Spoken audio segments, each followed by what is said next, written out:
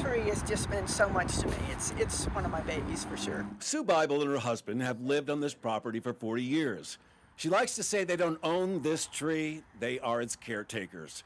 This tree is special. If you knew nothing about the history of the state, the stories behind the trees would tell you a lot of the history of the state. Tom Simpson of the Tennessee Urban Forestry Council says this is one of those trees, and Sue agrees. It's a historical tree. I called it the Walton Oak because of Walton Ferry. The Walton family lived down, the peninsula. William Walton was captain in the Revolutionary War. As spring arrives, this Chinkapin oak will once again spread its magnificent canopy, as it has done now for hundreds of years.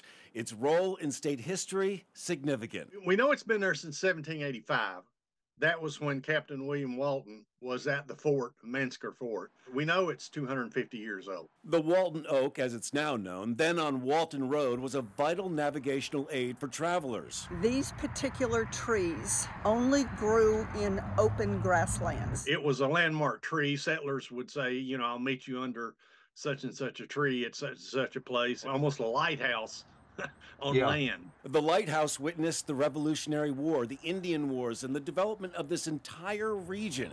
The oak was over 100 years old before the power lines that run past it today were even invented. It's all these period of time that it's stood there and witnessed. The history that is preserved into this tree is amazing if we can put a human element to it. It's on the State Heritage Tree Registry with 62 others. Trees on this list are considered either historic or a landmark.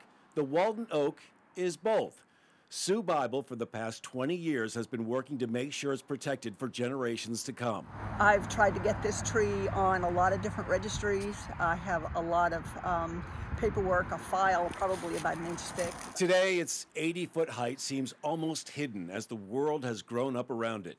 250 years ago, it was arguably the most important site for weary travelers on the road to what would become Hendersonville.